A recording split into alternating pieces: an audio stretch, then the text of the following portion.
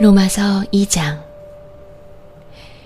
그러므로 남을 심판하는 사람이여, 그대가 누구이든지 죄가 없다고 변명할 수 없습니다. 그대는 남을 심판하는 일로 결국 자기를 정죄하는 셈입니다. 남을 심판하는 그대도 똑같은 일을 하고 있기 때문입니다. 하나님의 심판이 이런 일을 하는 사람들에게 공정하게 내린다는 것을 우리는 압니다. 이런 일을 하는 사람들을 심판하면서 스스로 그런 일을 하는 사람이여, 그대는 하나님의 심판을 피할 수 있을 줄로 생각합니까? 아니면 하나님께서 인자하심을 베푸셔서 그대를 인도하여 회개하게 하신다는 것을 알지 못하고 오히려 하나님의 풍성하신 인자하심과 너그러우심과 오래 참으심을 업신여기는 것입니까? 그대는 완고하여 회개할 마음이 없으니 하나님의 공정한 심판이 나타날 진노의 날에 자기가 받을 진노를 스스로 쌓아 올리고 있는 것입니다. 하나님께서는 각 사람에게 그가 한 대로 갚아주실 것입니다.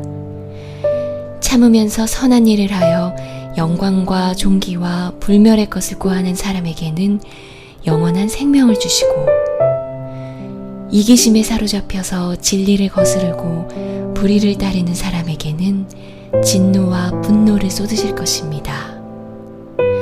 악한 일을 하는 모든 사람에게는 먼저 유대 사람을 비롯하여 그리스 사람에게 이르기까지 환난과 고통을 주실 것이요, 선한 일을 하는 모든 사람에게는 먼저 유대 사람을 비롯하여 그리스 사람에게 이르기까지 영광과 존귀와 평강을 내리실 것입니다. 하나님께서는 사람을 차별함이 없이 대하시기 때문입니다. 율법을 모르고 범죄한 사람은 율법과 상관없이 망할 것이요, 율법을 알고 범죄한 사람은 율법을 따라 심판을 받을 것입니다. 하나님 앞에서는 율법을 듣는 사람이 의로운 사람이 아닙니다. 오직 율법을 실천하는 사람이라야 의롭게 될 것이기 때문입니다.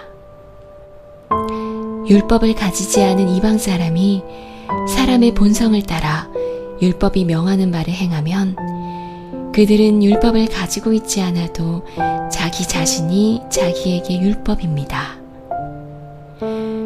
그런 사람은 율법이 요구하는 일이 자기의 마음에 적혀 있음을 드러내 보입니다. 그들의 양심도 이 사실을 증언합니다. 그들의 생각들이 서로 고발하기도 하고 변호하기도 합니다. 이런 일은 내가 전하는 복음대로 하나님께서 그리스도를 내세우셔서 사람들이 감추고 있는 비밀들을 심판하실 그날에 드러날 것입니다. 그런데 그대가 유대 사람이라고 자처한다고 합시다.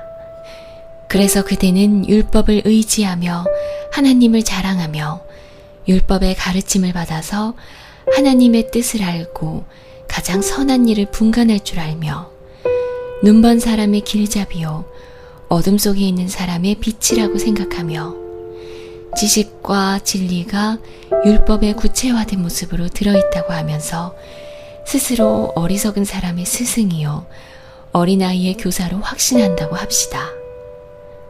그렇다면 그대는 남은 가르치면서도 왜 자기 자신은 가르치지 않습니까? 도둑질을 하지 말라고 설교하면서도 왜 도둑질을 합니까? 간음을 하지 말라고 하면서도 왜 간음을 합니까? 우상을 미워하면서도 왜 신전의 물건을 훔칩니까? 율법을 자랑하면서도 왜 율법을 어겨서 하나님을 욕되게 합니까? 성경에 기록한 바, 너희 때문에 하나님의 이름이 이방 사람들 가운데서 모독을 받는다 한 것과 같습니다. 율법을 지키면 할례를 받은 것이 유익하지만 율법을 어기면 그대가 받은 할례는 할례를 받지 않은 것으로 되어버립니다. 그러므로 할례를 받지 않은 사람이 율법의 규정을 지키면 그 사람은 할례를 받지 않았더라도 할례를 받은 것으로 여겨질 것이 아니겠습니까?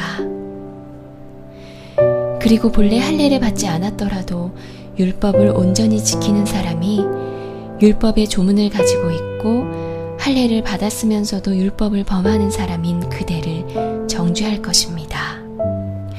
겉모양으로 유대 사람이라고 해서 유대 사람이 아니요. 겉모양으로 살갗에 할례를 받았다고 해서 할례가 아닙니다. 오히려 속사람으로 유대 사람이니가 유대 사람이며 율법의 조문을 따라서 받는 할례가 아니라 성령으로 마음에 받는 할례가 참 할례입니다. 이런 사람은 사람에게서가 아니라 하나님에게서 칭찬을 받습니다.